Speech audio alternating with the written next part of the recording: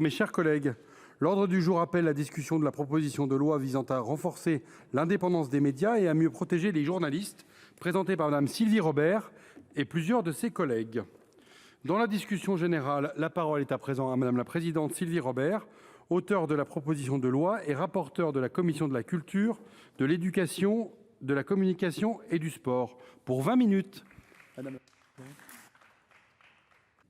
Monsieur le Président, Madame la Ministre, mes chers collègues, Albert Camus, dans son hommage à un journaliste exilé, en référence à Eduardo Santos, ancien président de la Colombie et ancien directeur du journal El Tiempo, qui avait refusé que son journal devienne un canal de propagande du gouvernement, explique, je cite, que la presse libre peut sans doute être bonne ou mauvaise, mais assurément, sans la liberté, elle ne sera jamais autre chose que mauvaise.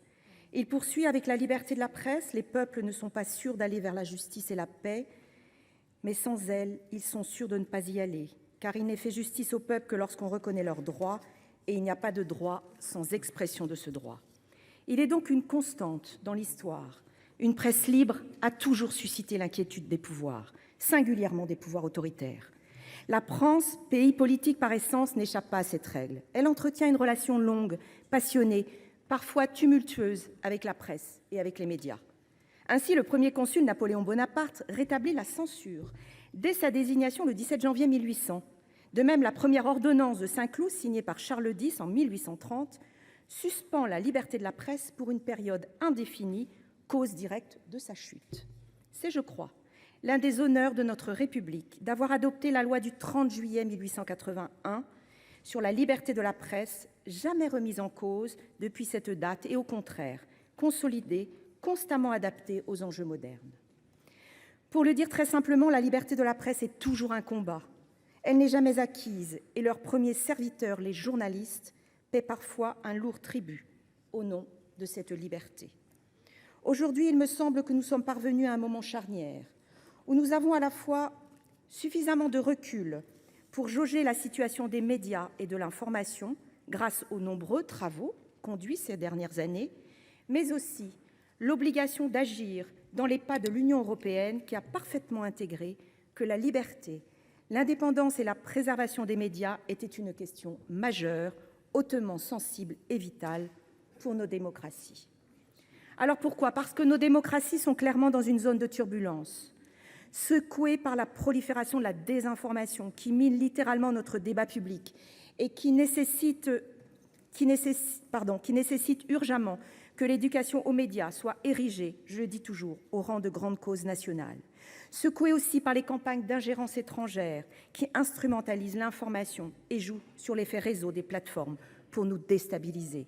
Enfin secouée par la polarisation souvent des débats à outrance. Alors à nous, législateurs, il appartient donc, alors que le paysage médiatique a profondément évolué, sans perdre en importance, de sauvegarder la liberté de la presse et des médias et de mieux protéger les journalistes.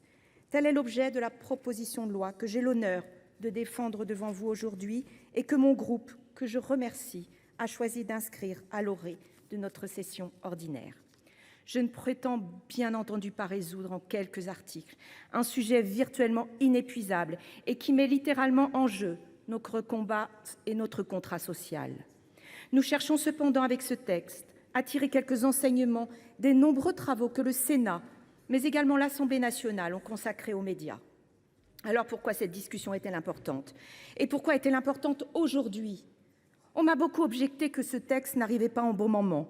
Il serait inscrit trop tôt par rapport aux conclusions des EGI, aux décisions de l'Arcom, à de futurs textes, car on nous annonce toujours des textes à venir, ou bien trop tard pour restaurer une confiance sérieusement ébranlée envers les médias.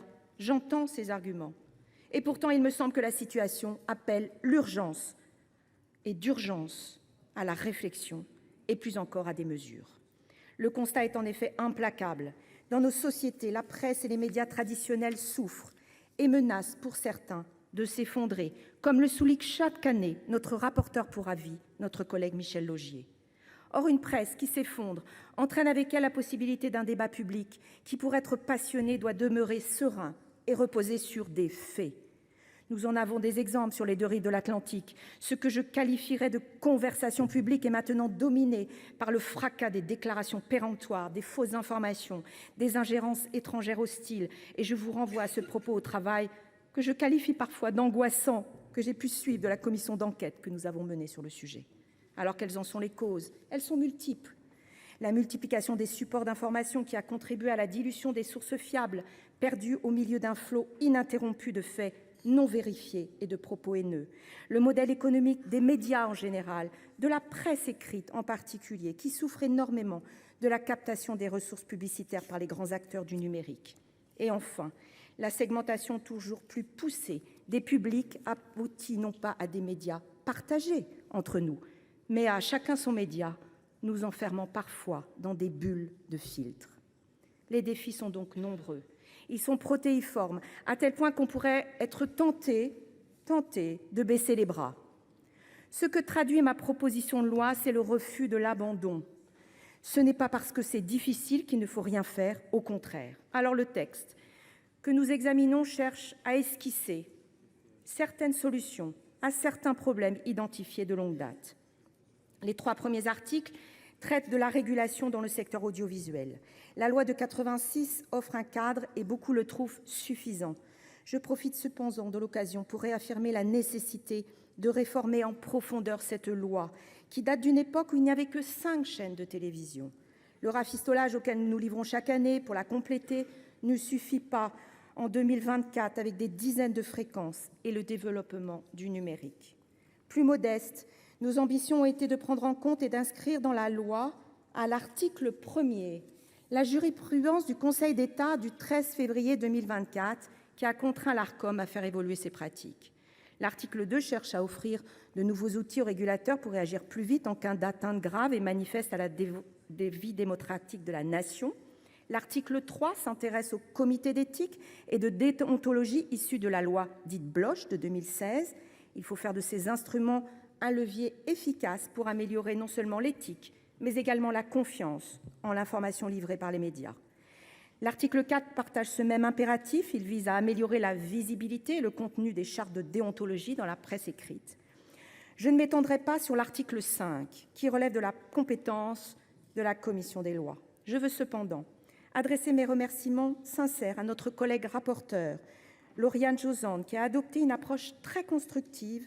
Et j'espère, Madame la Ministre, que nous aurons à en reparler, que vous prendrez l'engagement devant nous de traiter enfin, dans sa globalité, cette question sur le secret des sources pendantes depuis 2016 et qui nous met en porte-à-faux vis-à-vis de l'Union européenne.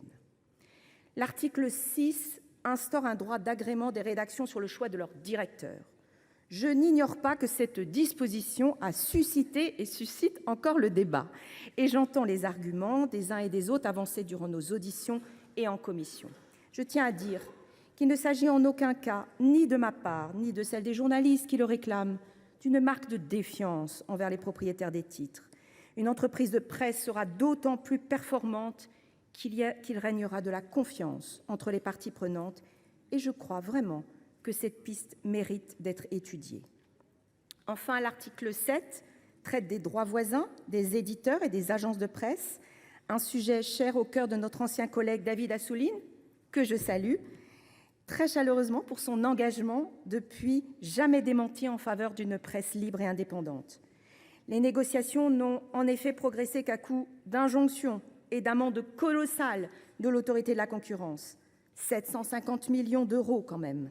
Il est temps, 5 ans après l'adoption de la loi de juillet 2019, de tirer les enseignements d'une négociation déséquilibrée entre les parties prenantes.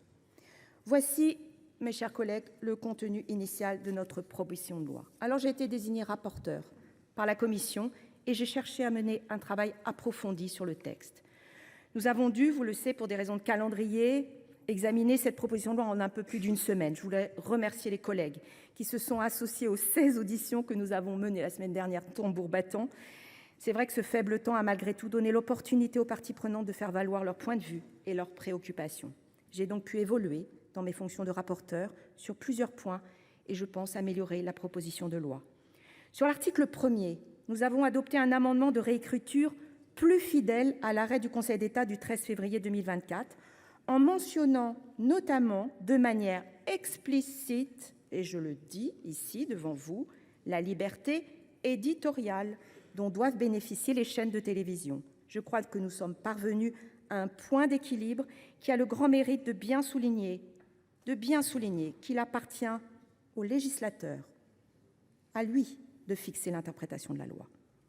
La commission a complété et amélioré très significativement les articles 3 et 4 qui traitent de la question de la déontologie et de l'éthique. Les comités d'éthique des chaînes seront rendus plus transparents, plus accessibles. L'indépendance comme les qualifications de leurs membres seront validées par l'Arcom. Cela reprend en grande partie les travaux de la commission d'enquête sur la concentration des médias, qui a vu dans ces comités un garde-fou efficace, mais à revivifier.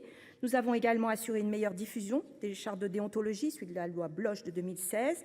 Et je renouvelle mon souhait que nous pouvons tous partager d'une généralisation de ces chartes dans l'ensemble de la presse écrite, un chantier qui, je le sais, demeure ouvert. À l'opposé, il nous a paru opportun de ne pas conserver le contrôle de la conformité par le CDJM, dont ce n'est à l'évidence pas sa mission. Pour autant, nous souhaitons, selon une formule que j'ai entendue durant une audition, lui confier le rôle un peu de charte au texte, c'est-à-dire de servir de base finalement de référence à la profession. Enfin, la commission a considérablement renforcé l'article 7 sur les droits voisins. Nous avons en commission précisé le contenu du décret qui doit fixer les éléments à transmettre et confier à l'autorité de la concurrence le soin d'assurer le respect de ces dispositions avec une procédure qu'elle maîtrise.